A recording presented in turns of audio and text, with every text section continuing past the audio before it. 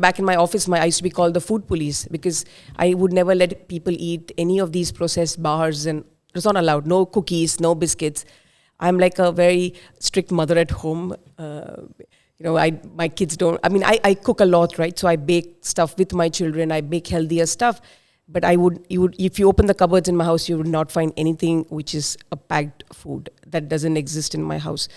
To an extent that, for Halloween, I give kids cucumbers and carrots when they come. So, how many of them come? They came. It's very funny that, last year was the first time I did that because last few years I was pretty busy working. And last year, I remember, so I had like a whole basket of.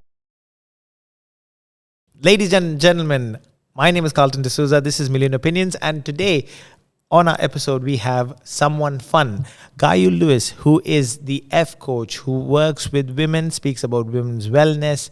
And she is here to give out her thoughts, her experience, and what product she thinks is good. She is also on YouTube and Spotify. She has her own podcast, and we are privileged to have you here. Gayu Lewis, welcome to Million Opinions. Thanks, Carlton. I think I'm so happy to meet you because, in person, and I love what you do with children. And I think it's important that a lot of people work with them. I think they're the most difficult segment of people to work with, if I am politically correct, which most of the time I'm not. But I think it's important that what you do is... it's important what you do because not a lot of people work with children. They do educate in different ways, but working with children and trying to create, engaging content and important conversations for them, I think it's credible. Thank you. What were you doing before you became the F coach? Okay, let me take you years back. Do you want to know in please. general? Yeah. I always wanted to be a chef from the time I was a kid. I always was in the kitchen cooking with my mother, who I think it's the world's best chef possible. Anyways, I decided I wanted to be a chef, and that's what I pursued. I did hotel school. I joined Taj Hotels as a management trainee, worked in the kitchens. That's basically, when I start speaking about food, my eyes light up. It's my passion. I did that for about 10, 11 years maybe. And then when, after you reach a certain rank in the kitchen, you don't cook anymore. You're just a manager. And I wanted to continue cooking. So I kind of left. I said there was no use because it was a pressure cooker life anyways. I moved from hospitality. Not from hospitality. I moved from kitchens into becoming a chef trainer. So, new students who kind of finish hotel school come and join as a management trainee. I was a chef trainer for them. Then love got me to Dubai. So anyways, there was no chef training at that time, so I kind of joined a pre-opening hotel as a training manager. Got married. I think I took a break at that time. I started my own company. I used to make wedding cakes in Dubai. Did pretty well. I was also simultaneously working with Accor Hotels as their business development manager, doing the whole digital marketing element for them. Anyways, something, like I said, I'm technologically challenged, but I did all of that. But then I got a very good opportunity to work for Expo 2020 in the commercial department as lead commercial manager. So I did that. Stopped sugarology at that time anyways because it was too difficult to have two jobs simultaneously. Did Expo. I think towards Expo 2020, towards the end of it is when I realized I was going through a burnout. It was a very amazing learning experience, amazing people I worked with.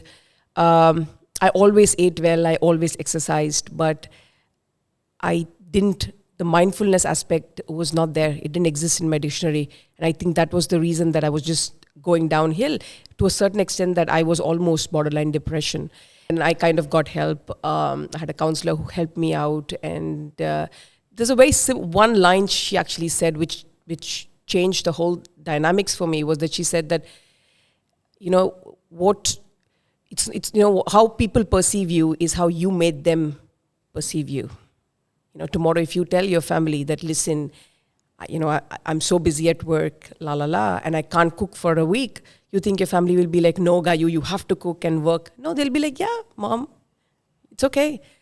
She's like, you have to just tell people, because you're just kind of saying that I have to achieve this, I have to do this. I've always been cooking. I don't let my nanny cook in the house. She's like, you just put unnecessary pressure. Just be vocal about what you want and people will help you. People will accept you the way, because they love you. I'm like, yeah, that works. So I think that was the main key message in general. But I worked with her. She kind of helped me out of this. And when I finished Expo 2020, I wanted to do something because I was like, if me, who's been so ambitious and so career focused, I was always like, achieve. If something like this can happen to me, it can happen to multiple people. And everyone's like, you've always been in the fitness line. You've been in the food, industry. Why don't you become a coach, become health coach? Because that's, you anyways love speaking about food. The food that you make is absolutely delicious and still healthy. Help people out. So that's why I kind of got my certifications, got further certified. I'm a naturopath practitioner as well. So because I believe a lot in eating natural food and not looking at supplements. So I do that bit. So I got that. And then during my coaching time, I had a lot of women who had perimenopausal issues and, but doctors were giving them medication to suppress the symptom, but not really look at what was causing it, which was actually perimenopause. Then I said there is probably a big gap in the whole, education piece where women don't know what's happening with them. So I got further certifications, became a licensed menopause coach, and that's what I do at the moment. So why F coach? What's the F? So the F represents all the F words which are very important in my life, and I am 100% sure it's absolutely important in everyone's life. I'm going to list them, and if none of them resonate with you, let me know. Okay. Yeah. Food. Very much. Fitness. Okay. Yes. Family. Fun. Faith. Focus. Finance. Fashion. And future. So, and I'm female. Right. Hence the F coach. Right. Okay. So those are the Fs that my brand or my philosophy represents, and I work with people to tick mark on all the Fs which are important. So how does one prioritize all of this together? Because all of them are important, no? Yeah, all of them are important. So I wouldn't say it's give 90% to food and 10% to fitness. Say 5% to fitness and 5% to the rest of it. No, it's actually a balance of all of it. So I wouldn't say that you have to give priority to a particular F. You've got to have a balance of all the Fs. And you help coach people on or facilitate that kind of lifestyle where they get to that place. Correct. So I work with them. I look at what their current lifestyle is, and with coaching, it's a mutual thing, right? Tomorrow I cannot tell you, listen, hey, Carlton, I want you to start eating, your vegetables 5 times a day and then go hit the gym 2 hours a week. You'll be like, you'll probably do it 1 week, 2 weeks, and then you'll be like third day, like, oh, she doesn't know what I'm doing. I'm just going to do what I want to do. So with coaching, the thing is, it has to be mutual. So we agree, we look at what your lifestyle is, what's working, what's not working, where are the areas that you want to improve.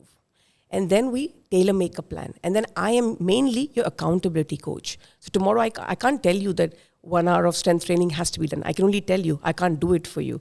But I will make sure that I check on you whether you did your 1 hour, of workout or not. That's where I come into play. We do the tailor plan. I do even meal planning for people if they need it.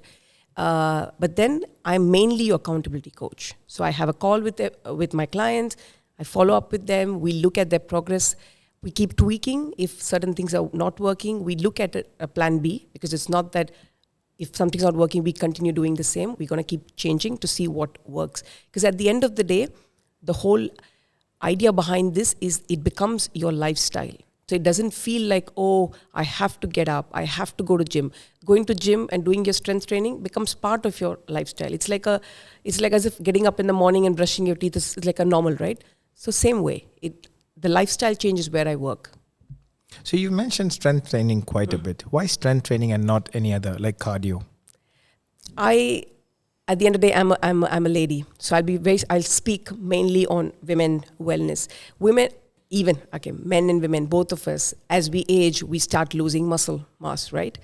But what happens with women is that as soon as we hit the age of 40, we start hitting a phase which is called perimenopause, which is the pre-period before you hit menopause, which is the end of your menstrual cycle. Estrogen, which is our major hormone that was supporting us, starts to decline. And as that hormone declines, it starts affecting the way we used to store fat, and the muscle reduction starts happening. So to help retain that muscle, we need to do strength training. And cardio doesn't work very well with women at that age because it just puts more stress on us, increases cortisol, increases belly fat, which is something that we don't want. So we want to keep stress and controlled stress.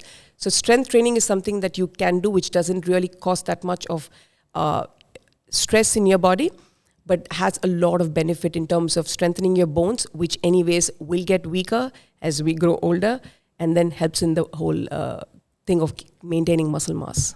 This is not just for women, it's also for men, because as men age as well, strength training is very essential for both men, women. Men and women, but we are more prone to osteoporosis. Right.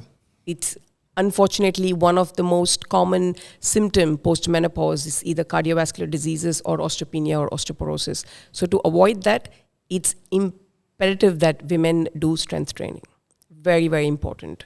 So but then you do walking, running. Maybe if people want to run, they can run. But then nothing that, like HIIT training is not something that is advisable for women anyways, because the stress level gets higher. Of course, when you're younger, do everything that you can because your body works in a very different way.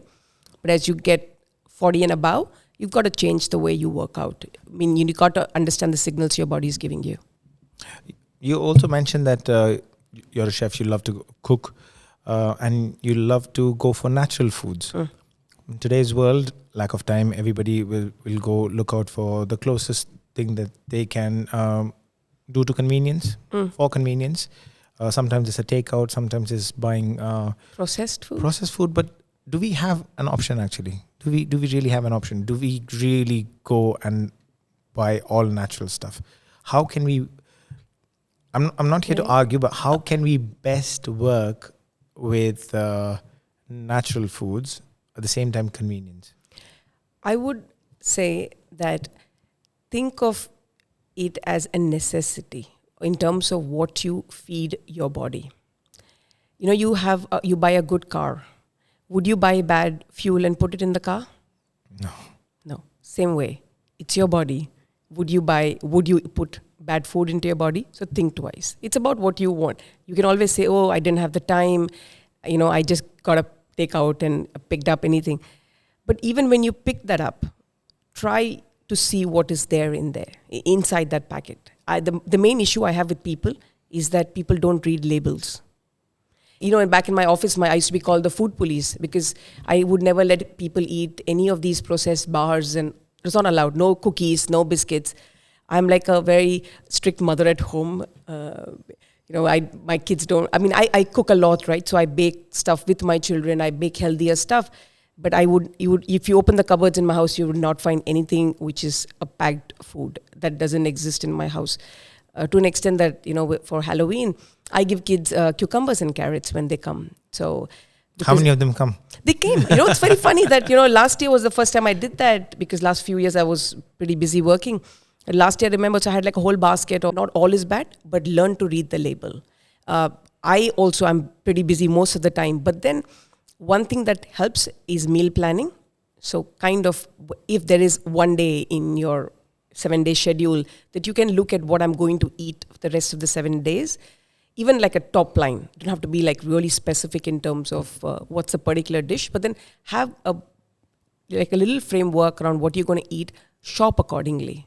Have real food in your refrigerator. It's easier to eat real food than processed food. And anyways, with processed food, I have a big argument with the whole processed element because they're not healthy in any way. They are high in sugars, they're high in carbohydrates, they are, and the nitrates and stuff like that. So the whole processed meat stuff, stay away. They're like one of the major items when it comes, it's a carcinogenic, right? So the whole nitrate element of processed food, people eating these sausages, it's not healthy. Try making your own meat at home, sausage meat if you really have to make. Mince it, at least you know what's going inside. Of course, it'll take time. But the whole thing with food is that enjoy the process. And eating healthy doesn't need to be bland or boring. And it can be made very fast. simple and still very tasty. Your thoughts on the various diets that are there? The keto, the all meat, I forgot what that's called. Paleo. Paleo is also there, but there's one which is really got in the trend right now. I don't really get the name. But I think carnivore diet. It's only meat. Yeah, could be. See, Yeah. I don't know any of these. I'm not a fat diet person. I believe in eating what works for you. If keto is necessary for you and it works for you, go for it. But what I would always say is don't just stick to one diet. Try to switch and see if after you've done keto for a month, if it's really helped you. Like my brother-in-law, he swears by keto diet. It's something that he always does, and it helps him lose all the weight that he gains. It works for him. But the other way around, if my husband does it, it doesn't work for him. He ends up getting, puts on more weight. So it again works on people to people, and if it works, good enough. But I would say don't stick to a diet for a very, very long time, because your body will then get used to it, right? So switch it, try something else. But in general, with me, I don't follow any of these diets. I believe in eating right. But the only thing that I do follow is intermittent fasting. It's worked a lot well with me, and I personally believe that the benefits that I have received from intermittent fasting is great. So I kind of do that bit, but nothing else in terms of a diet. I'll eat my fiber, I'll eat my meat, I'll eat my vegetables. So in the world of fitness, everybody asks, what kind of supplements do we have? How do we best get the result? How do I avoid, or should I say, how do I burn fat and increase muscle? There are a lot of youngsters who are asking the question, and when they check Google or the internet, they are given half information, misinformation, false information at times. So what advice do you have for them? This is both men and women. Yeah, so I'm happy that because of social media, people are doing it well. But when it comes to understanding what they need to consume, Google is not probably the right one. There are very good trainers, the gym trainers that are there. They're pretty well versed in the nutrition element as well. Ask them, and they probably can help people understand in terms of what they should eat, in terms of what they can do pre-workout, post-workout, because it's a very different ballgame altogether. But in a general rule is that you need to have at least 2 grams of protein per body weight. That's something that they should focus on irrespective. So if you're trying to build muscle when you're younger, it's anyways much more easier, I would say. So at least keep up with your protein intake, and not by having the shakes as the only supplement, but real meat or real. Even if you're vegan, try going tofu, beans. They all are pretty good sources of protein. Have that and try to get in your proteins naturally. Then if you really need to supplement, then go in for the whey protein or the vegan protein. But in general, food is the first thing that you would go in for. Fashion. How does fashion play a role in this? I personally believe there's a lot of people who dress up because the society needs them to dress up in a certain way, but they're not authentic. I think fashion in the F in the word, in the sense that, be true to what you are inside, outside. It's not just the clothes that you wear, but accept, if you're someone who loves to be colorful, be colorful. If you're someone, however, you interpret fashion, it's different. But it's about being true to what shows your personality, and just don't fake it. Just because the social media expects you to fake it. Not social media, but sometimes society wants you to behave in a certain way. Yeah, but do you always want, should you? If it puts a stress on you, you shouldn't. Okay. I mean, that's what you like, I don't agree, Gayu, but I'm like, why would you want to portray someone that you're not and be uncomfortable with it? True. And the thing is, in certain areas, in certain places, we are expected to dress in a certain way. It's the code of that specific place. They don't want, or they're not forcing anybody. But if you want to be in that place, then that's the code. Yeah, I can imagine. So if you go to a certain country and you need to be dressed top to bottom properly. Precisely, because you know what, that's something that they believe in. Like, say for example, if someone's you're going to someone's house, Yes, it's not a compulsion that you go to their house, but if you're going to their house and they have a certain kind of expectation from you, then it's good to respect their expectation, because it's their house. In your own house, you can do whatever you want, Yeah. and that's what I'm saying. Like, say for example, uniform in school. Do you feel it's necessary or no? Totally necessary.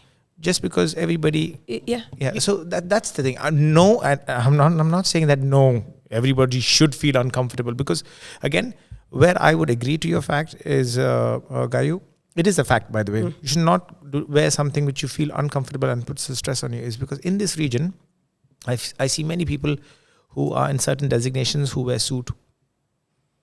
Well, this country is not as cold as many countries where they do wear a suit. So if a company then expects, no, you have to wear a suit because we need to look a certain way, I don't think that's serving the purpose, because you're stressing the person out physically as well, and it gets hot sometimes. It does get really, really hot. Yeah. In that place, yes, I do agree, but that's a fine line. No, it's not a definite. I'm not saying no. Everybody should. You should represent yourself. That's what you mean. Yeah. And I agree. Yes, you need to represent yourself, but even that has a place and time, because Yeah, maybe a work environment is probably different. That's what I mean. Like Yeah, that's what I was a chef. I had a chef uniform. It's not possible that I went in there wearing a bikini and trying to cook, right? Like, True. first of all, from a safety hazard, it's a Yeah. different thing. But I'm just saying, it's a work environment probably could be different. But otherwise, in general, you as a person representing you as an authentic you is more important. I think that's what I believe in. Me too, by the way. I was just playing the devil's advocate. Yeah. But anyways, talking about the whole suit stuff, I think the reason they wear a suit is because the offices in UAE are so cold. I'm sitting in a school wearing a jacket, so you can imagine. I always, like I think in Dubai, especially during summer, you always have to have a jacket because the malls are so cold. Yeah. Okay, I didn't think about that. Yes. See? So that's the reason that they wear a jacket. So fun being another part of F. Yes. Not many people work on that, no?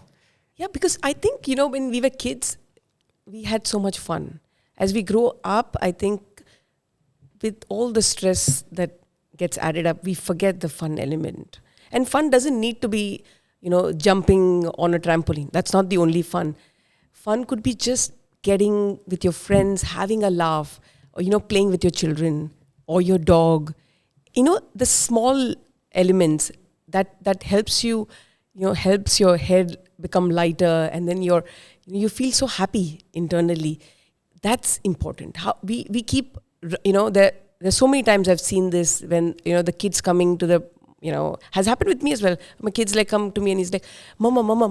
And I'm like, give me 2 minutes. And I'm like on the, phone trying to reply to an email.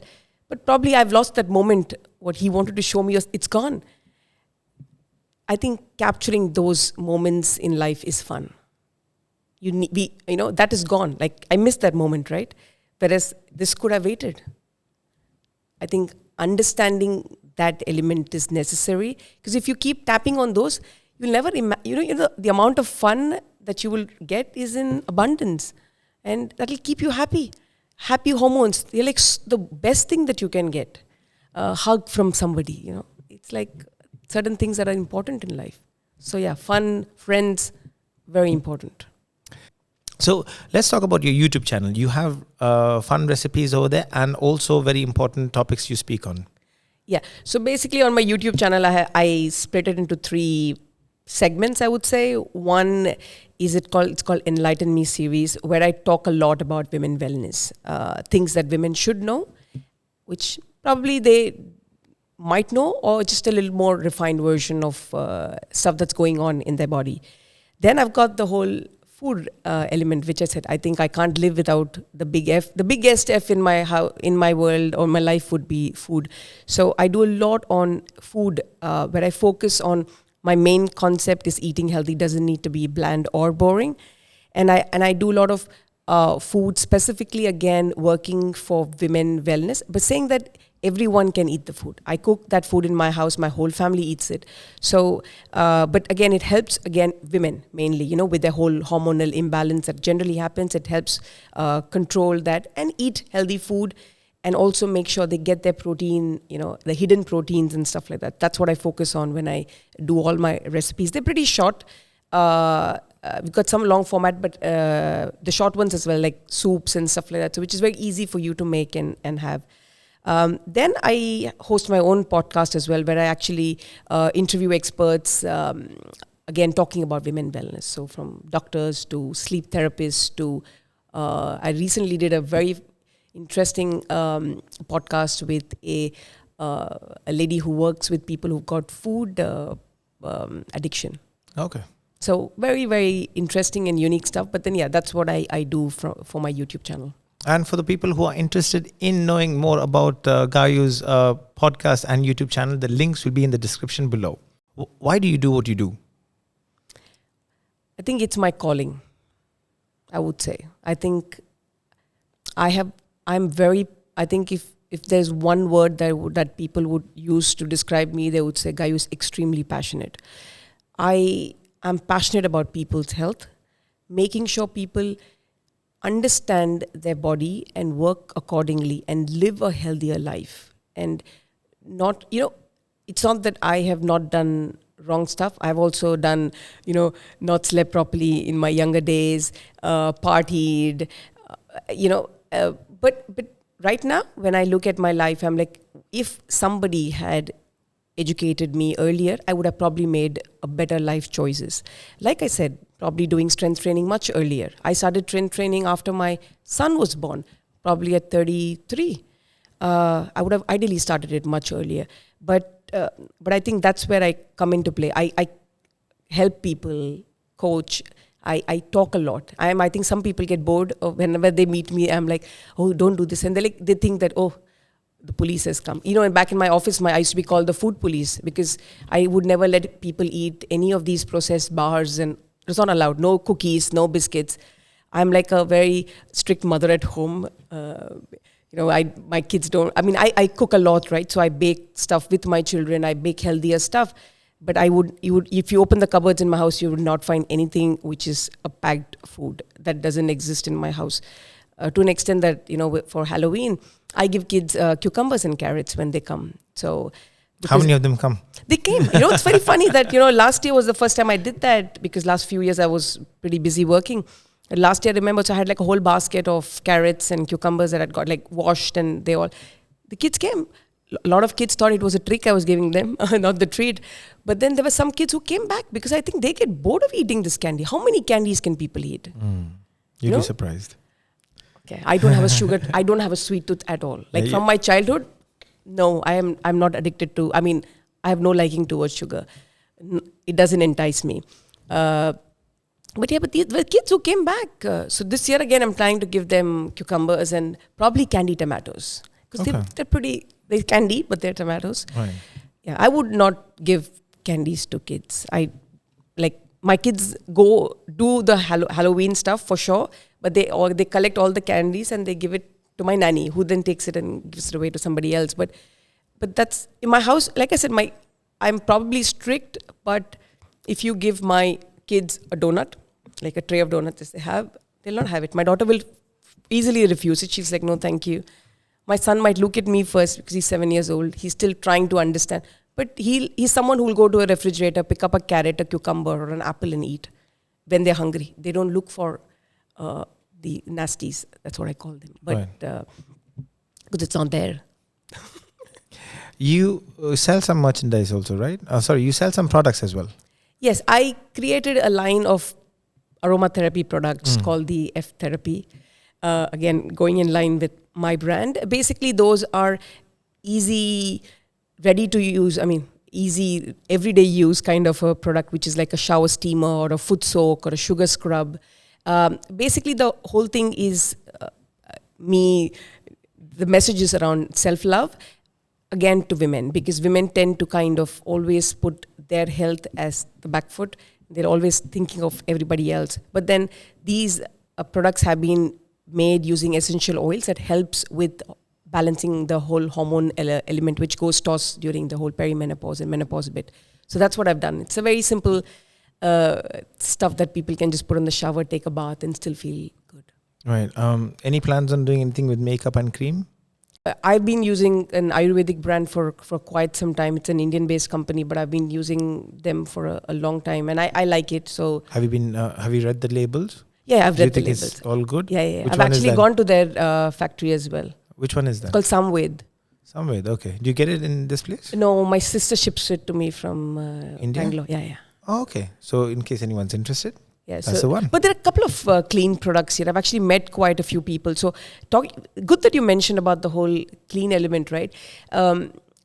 I had recently done a long format content on something called as xenoestrogens. Okay. So, xenoestrogens are actually compounds that mimic the natural estrogen in a woman's body, but they're actually present in all these chemical compounds, which includes your, the cleaning, dish soap to the floor wash to lots of stuff. It's there in the plastic, bottles that we use and stuff like that. So we end up consuming these fake estrogens, and then they kind of confuse our body with the estrogen it produces, and then that's where people end up having a high estrogen in their body, even though it's not the good estrogen. It's called the xenoestrogen. So it's about. I remember doing a long format recently on how to identify. But anyways, one of the main thing in that is the cosmetics that women use. It's got all of these nasties in it. But there are quite a few brands I've actually met locally. So I've kind of swapped, the washing powder for my clothes to, hand washes and stuff like that. So there's some very good companies in UAE, locally made as well. Women run, they do a good job. So this you still have those available locally. But of course, I think anything which is clean comes with its own price tag, because you can't produce mass, in a cheap format. So that's why. So do you want to highlight these products? You want to just give out the listeners the companies that do these good products? Yeah. So the washing powder that I use for my clothes, it's a company called Because You Care. Very nice. They have I think just three things in their product, which is very good. It's actually run by a French lady. Very small, again, a small run company, but does brilliant stuff.